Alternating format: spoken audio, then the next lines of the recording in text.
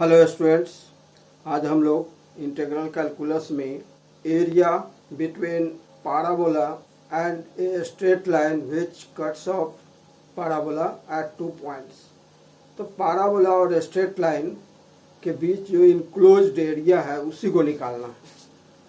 तो आइए, तो यहाँ पर लिखेंगे गिवन स्ट्रेट लाइन, इसका इक्वेशन क्या है, y equals to M x, equation 1। और गिवन पाराबोला, पाराबोला का इक्वेशन क्या है, y square equal to 4ax, equation 2। अब आप इसको कैसे सॉल्व करेंगे, तो फर्स्ट ऑफ ऑल आपको फिगर बनाना होगा। तो देखिए, इसमें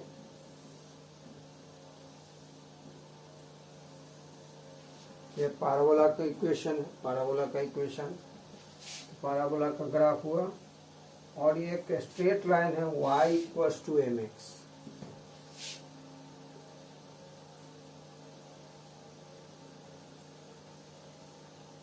y equals to M x, तो y equals to M x straight line parabola को इंटरसेक्ट करता है, 2 पॉइंट पर इंटरसेक्ट करता है। एक तो ओरिजिन पर करता है, दूसरा पॉइंट ये है, मान लीजिए P रख दीजिए, इसका नेम, P पर इंटरसेक्ट करता है। P का कोऑर्डिनेट क्या होगा, तो P के कोऑर्डिनेट को कैसे निकालेंगे, तो स्ट्रेट लाइन और पाराबोला का इक्वेशन दोनों चूंकि इंटरसेक्ट करता है, तो इसमें x की जगह पर, y की जगह पर mx रखेंगे, इससे हमें x का वैल्यू निकलेगा। इसी से हम point of intersection of parabola and straight line निकाल सकते हैं।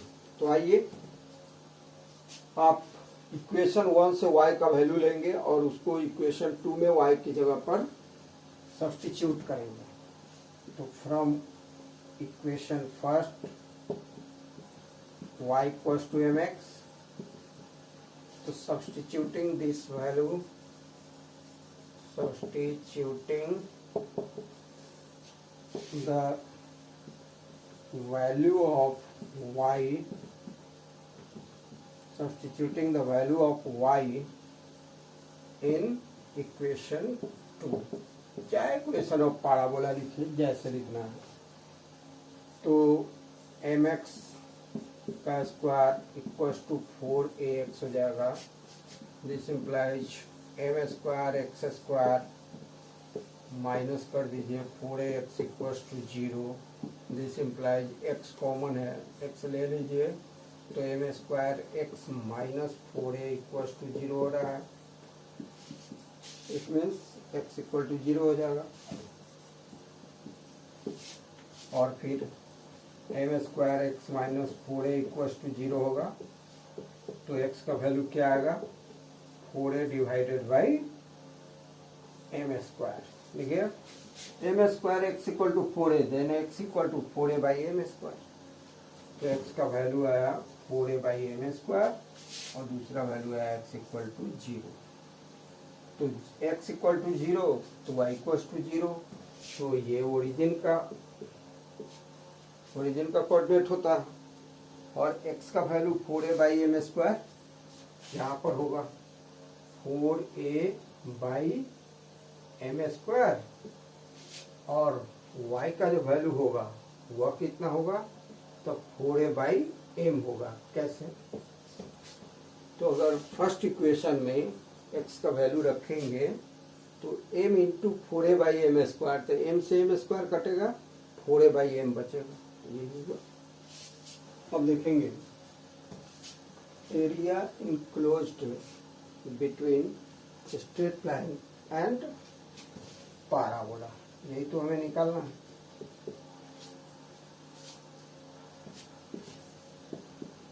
तो required area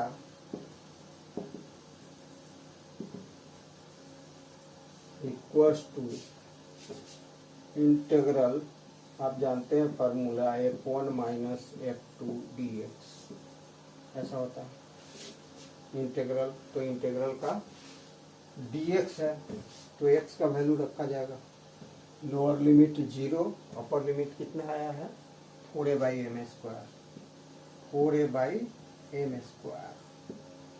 upper limit lower limit हो गया, f1 f2 का वैल्यू रख देंगे। ये आपका आपने देखा था, इसको f1 से इसको f2 से डिनोट करेंगे, ठीक है।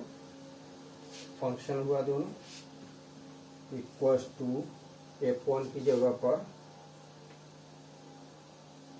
mx लिखा जाएगा, माइनस f2 की जगह पर y का वैल्यू, देखिए y² है तो y का वैल्यू क्या होगा, square root of 4ax, square root of 4ax dx।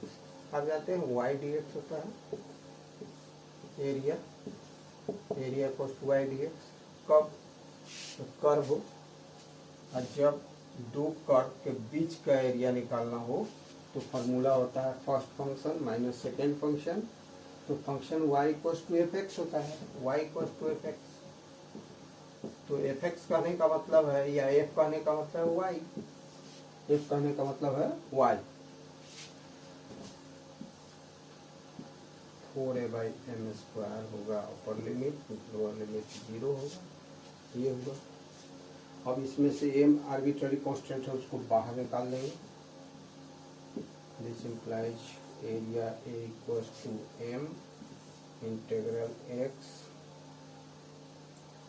dx from 0 to 4a/m² minus यहाँ पर 2 square root of a integral x to the power 1/2 dx from 0 to 4a/m²। सही होगा। अब इसको इंटीग्रेट करेंगे, इसको भी इंटीग्रेट करेंगे, तो देखेंगे area equals to m into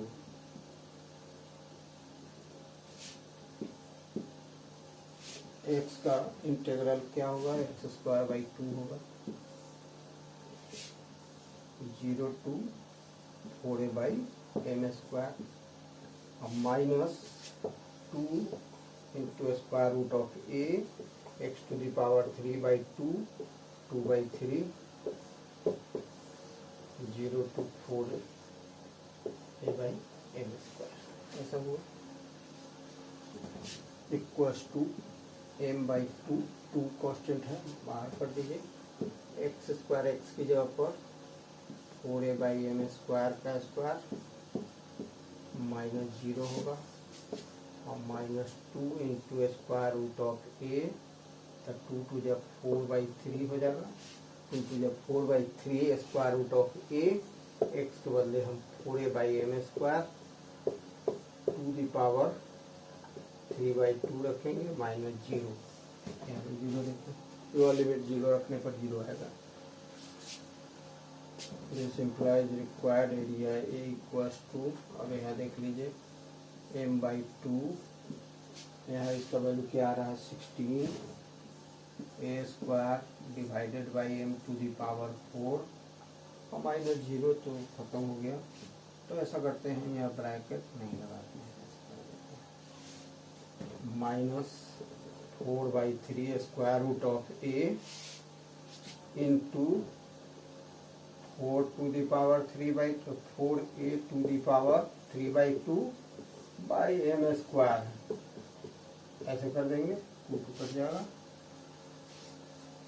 this implies required area a equals to m से m to the power 4 3 बार कटेगा, 2 से 16 8 बार कटेगा, तो 8a² बाई m to the power 3 और minus 4/3 a to the power 1/2, और यहाँ पर 4 to the power 3/2 equals to 2 to the power 2 और उसका पावर 3/2, 2 कट जाएगा, 2 to the power 3 कितना हो जाएगा 8, तो ये 8 हो जाएगा 4 वाले का वैल्यू, और a to the power 3/2 नीचे m to the power 3। This implies a equals to 8a² minus कटने को है क्या 4/32/3 a² हो जाएगा। देखिए a²/m³। देखिए यहाँ पर 8×32/3 हो जाएगा और a⁻1/2 और a⁻3/2 बेस सेम है, इनटू है मतलब मल्टीप्लाई है, तो हाफ 1/2 + 3/2 क्या हो जाएगा 4/2 = 2 a² हो। चलिए इसको निकालिए, सब्ट्रैक्ट कीजिए। तो a²/m³ और उसके बाद 8 कॉमन ले लीजिए। तो देखिए 8 a³ कॉमन लिया तो रिमेनिंग फैक्टर कौन सा बचा, यहाँ 1 बच रहा है, -4/3 ऐसा ही बच रहा है 4/3। तो देखिए 8a²